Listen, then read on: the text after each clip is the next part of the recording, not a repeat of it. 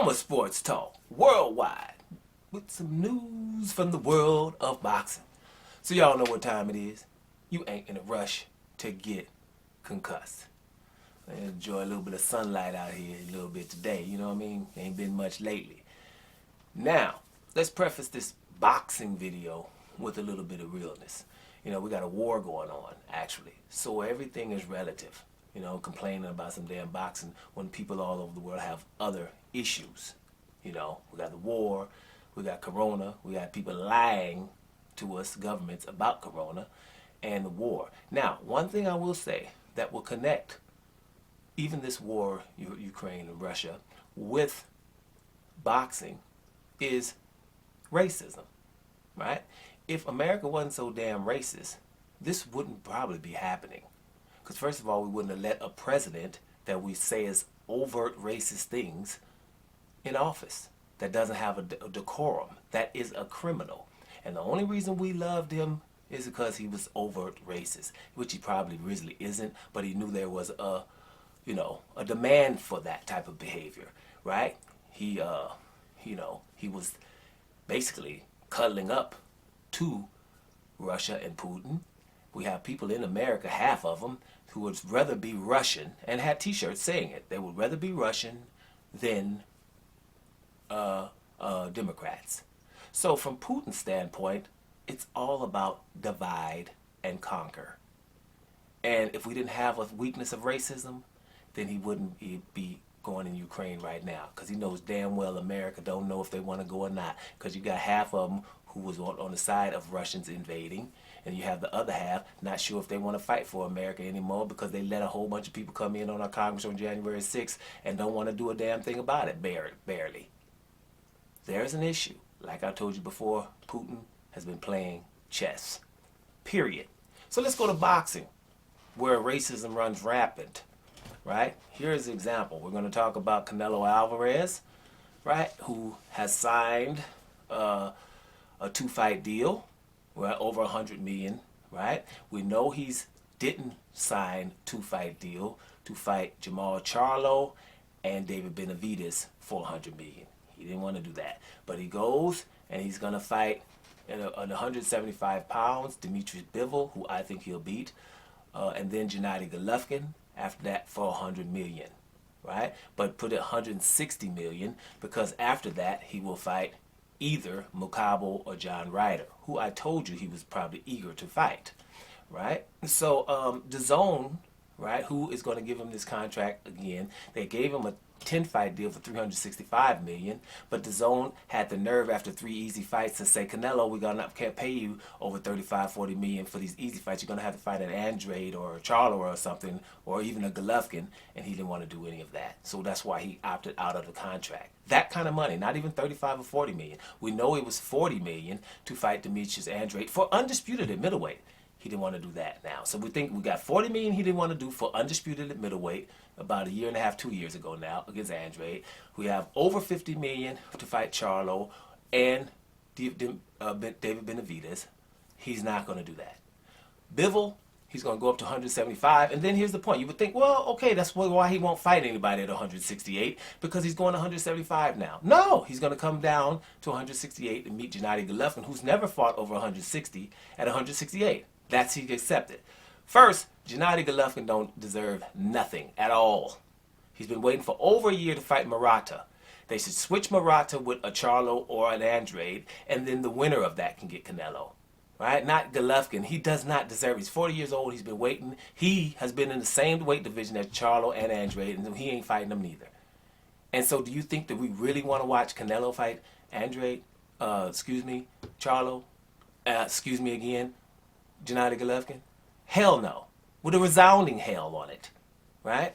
But those are the things that Canelo's trying to do, which is obviously, let me just pick around these guys. I am not going to fight Charlo, Andrade, Benavidez, or Ramirez. And with those guys, we had every division, 160, 168, and 168, and 175.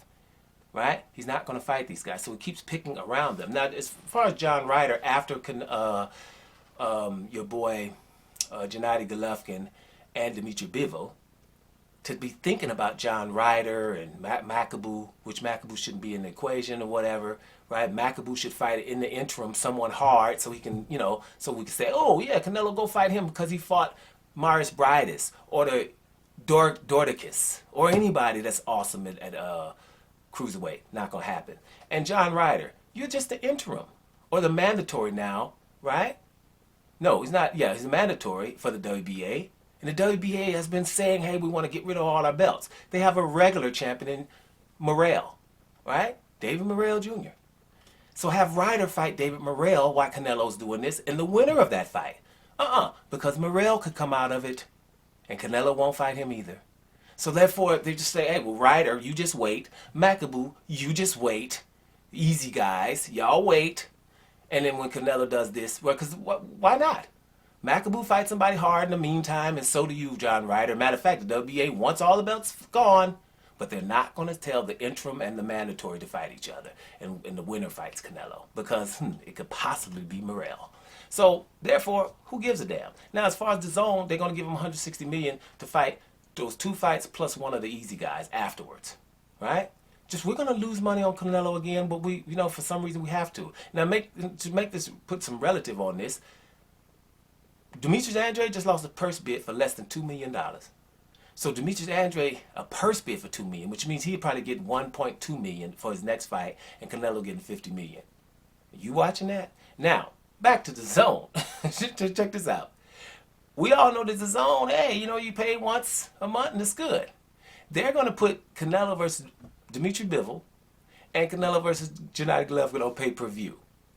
Good luck with that. And I'm going to tell you why. They're going to about to lose tons of money here, but I don't think they care. They know that, for some reason they want us to think that everybody wants to see Canelo. They never put Canelo's numbers out because they've been losing money for a couple of years on Canelo. But it's just so important that he's the guy that they will lose money instead of just saying, no, we're going to anoint, because we have Demetrius Andrade at the DAZN, we're going to anoint him the best and make Canelo fight him and tell people what Canelo told us in the meetings, that he ain't fighting him, that he's scared of him, he ain't never going to fight him, and the reasons why. But they won't do that because it has to be Canelo. So they're going to put that on pay-per-view, over $60. Canelo and Benavidez, Canelo and Bivol, and Canelo and Gennady Golovkin, who is not going to have any momentum because the tops, he's going to fight Murata, who he's been waiting for a year and a half. Now, me personally, and you guys know that, I'm not watching that for free, and I have the DAZN. For free, I wasn't watching. For money, get the hell way out of here. Because I ain't watching Canelo till it's Andrade, Charlo, Benavidez, Ramirez. Period. Not happening. Just because of the principle, because I know what they're up to, and what he's up to. Right? Because it sounds cool, like I ain't gonna fight Demetrius Andrade for undisputed at middleweight, which would have been the biggest thing in my life. But I can say Kovalev, I went up to 175 to fight Kovalev, right? On short notice, and he didn't have that, but it was still, hey, it sounded cool. And people just ignored the Demetrius Andrade. I keep doing that, like, hey, well, cool, I'm trying to be undisputed at 168. Yeah, but people wasn't going to tell him it was easier and that he could have been already undisputed at middleweight already. By just fighting one fight instead of 3, 1 with Demetrius Andrade. Now, it's going to sound cool when I'm going up here and fight Dimitri Bivol at 175. And you would think, okay, well, I'm going to try to be undisputed and fight the winner of Joe Smith and Beterbiev and then beat him. No, I'm going to go back down and fight not David Benavidez, not Demetrius Andrade, who's going up there, not making John Ryder fight your boy David Morrell and fight him. No, I'm going to go back to 168, and then I'm going to fight Gennady Golovkin, who's never fought there. And we're going to put it on pay-per-view. At the end of the day, very good luck with that. Because, I think more people than just Adoma is not going to watch that. I think a lot of people are getting fed up here. Good luck with all of that. Matter of fact, not good luck with all of that. I hope it fails and I hope it flops, because we have to make sure that Canelo, and not only him, the enablers, learn their lesson. Make sure that this is clear. You don't have to watch boxing. You don't. There's enough other sports out there that are fair. You don't have to, right? Especially you don't have to spend no money to watch fights that you don't want to see. Let's see what you do. Doma Sports Talk, worldwide. And I'm up out of here, y'all.